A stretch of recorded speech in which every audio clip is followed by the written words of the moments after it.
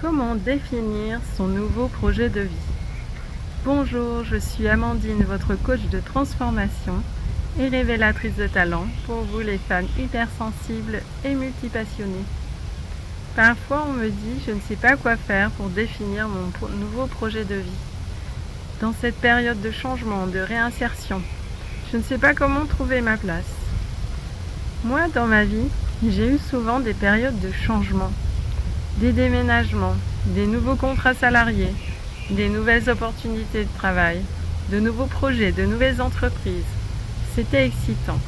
J'adorais le changement. J'adore toujours le changement. Mais je me suis calmée.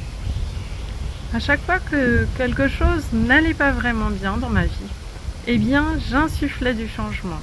Parfois, c'était vraiment radical. Mais je me suis rendu compte que ça me désancrait.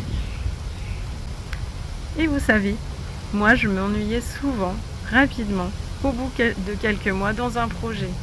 Parfois, quand j'arrivais dans un nouveau travail, au bout de 2 mois, eh bien je voulais faire autre chose. Je me rappelle, dans mon dernier emploi salarié, sur les chantiers, eh bien je devais partir en Nouvelle-Calédonie.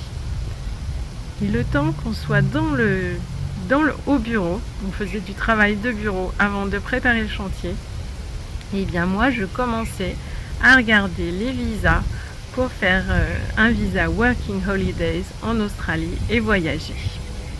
Mais je suis restée quand même dans cet emploi, dans ce contrat.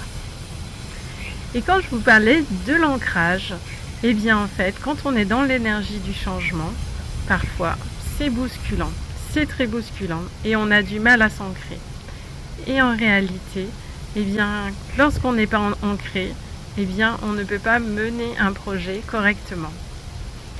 Et vous savez, pour moi, ça a toujours été facile de me lancer dans un nouveau projet parce que c'est mon essence et c'est mon énergie d'initier les projets. Et souvent, comme je vous l'ai dit dans une autre vidéo, eh bien, je pensais qu'il fallait suivre les business models des personnes qui réussissent. Et en fait, ça ne me correspondait pas du tout. Alors, qu'est-ce que j'ai fait? Eh bien, j'ai appris à m'ancrer.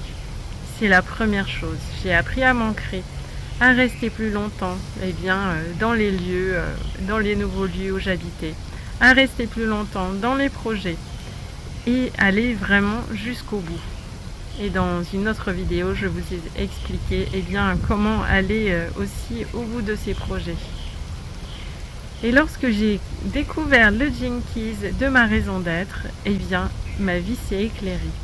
J'ai découvert que je devais incarner la porte 45, qui est celle de la bienveillance et qui est également le leadership dans la communauté pour aider les personnes à prospérer et à révéler, à vivre leur talent pour pouvoir contribuer au bien-être de toute la communauté.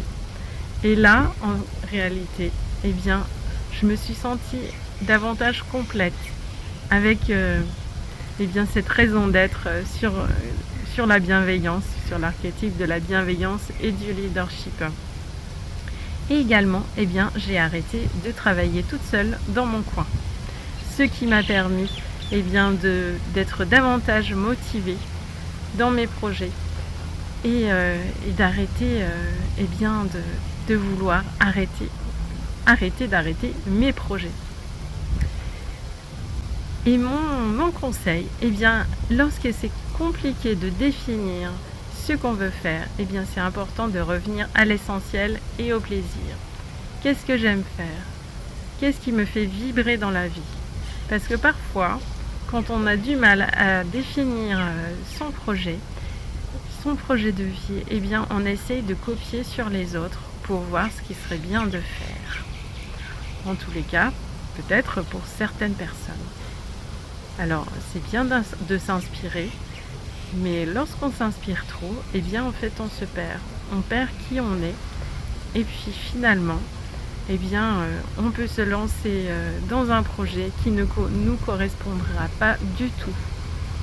Et sachant que les hypersensibles sont comme des éponges, à émotions et à idées également, pour certaines, ça peut être facile de se perdre et en fait d'être dans une sorte de mélange entre que nous on veut vraiment et ce que les autres nous apportent comme influence.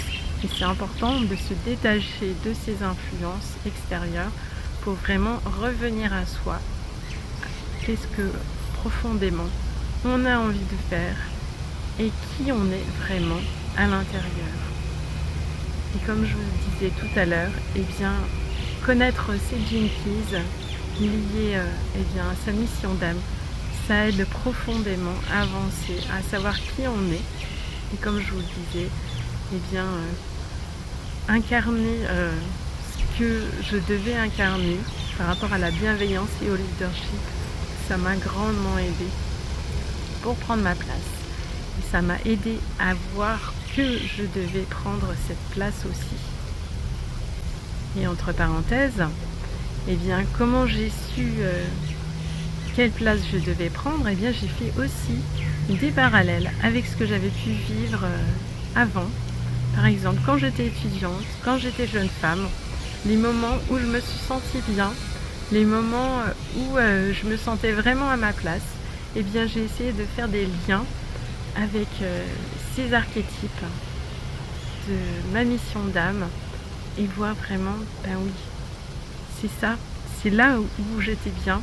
Et c'est là, par exemple, où je prenais le lead dans des petits groupes de travail quand j'étais étudiante.